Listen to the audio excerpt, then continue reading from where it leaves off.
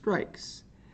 And so over a period of several years, Mussolini takes control over the country and basically gets rid of any sort of democracy, checks and balances, some of all the things that we've talked about, and really installs himself as the beginning and the end of the political power in Italy. But now we have Hitler. Hopefully we've heard of Hitler. So as a bit of background, Hitler was a soldier in the German army during World War I. It's bigger. Always get complaints. You can't see it, but you should be listening. It's not really my problem. After the war, he joined the National Socialist German Workers' Party. That is known as the Nazis. So National Socialist. When we see National Socialism, we do get a lot of what was baked in. National, that is our nationalism, extreme pride in the country. Socialist is the socialist that we're talking about, not communism, but this idea that that the state should be providing a lot of the needs of the people. And so the National Socialists, those were really kind of their two, strong party, ideas. The key ideas of the Nazi Party were anti-Semitism. Semitism. Am I spelling that wrong? I guess. Anti-Semitism. Prejudice against the Jewish people. Hyper-nationalism is, I think, hyper-nationalism. It's okay to be proud of your country. USA, USA, USA. That's okay, but it becomes a little bit different when we talk about hyper-nationalism, where the United States is the only okay country. The United States culture is the only okay culture, and we are going to outlaw any other cultures or any other ideas. We have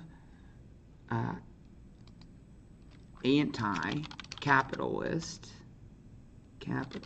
So it's not about you. It's not about you personally. It's about the state and making the state better. And so capitalism doesn't really work in that model, because what's capitalism about? Capitalism is about enriching yourself personally.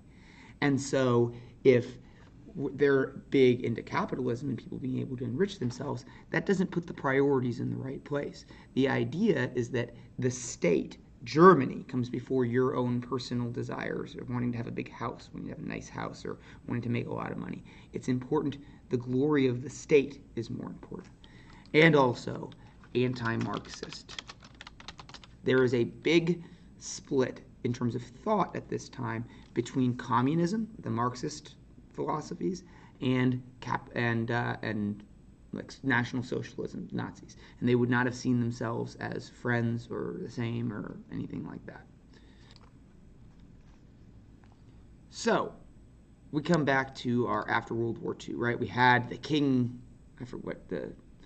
we had a king that was, that after World War I, we have the Weimar Republic in power as is it AR or ER? I believe it's AR, right? Weimar Republic. However, this is a new government. This is a new republic.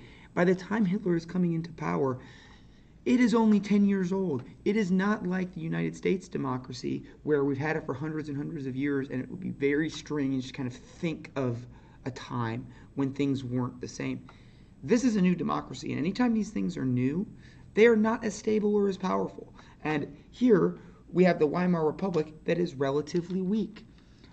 In 1923, Hitler attempted to overthrow this government.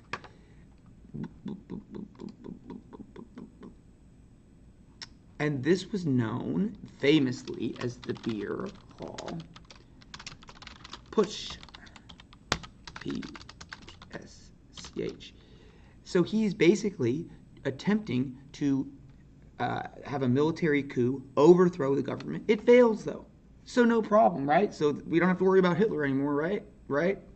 Who cares? He's in jail. Well, no. He goes to prison. He gets sent to prison. But he's still kind of like a celebrity. No one's taking him that seriously. It's not like he gets sent to prison for life. He gets like a several-year prison sentence. And it's not like he is locked away and thrown away the key. He tries to overthrow the government, and he kind of gets the equivalent of a slap on the wrist.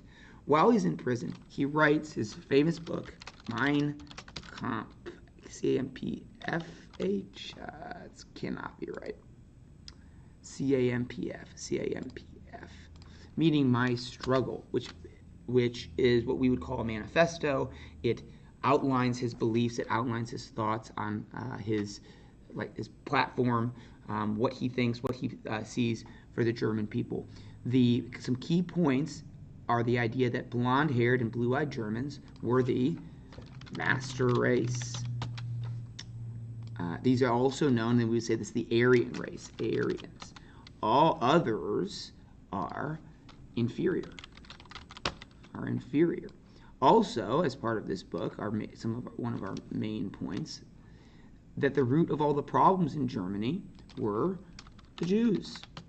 And so what we see is Hitler blaming the problems in society. Inflation, you can't eat. We lost the World War I. The country is not as great as it should be. We lost all this land. There are all these Germans abroad that are not part of our country anymore. All of these problems are blamed on the Jews. Hitler, as a major kind of party platform, promised to reclaim lands lost in the Treaty of Versailles. This was known as, it's not on the guided notes, but this is known as Lebensraum.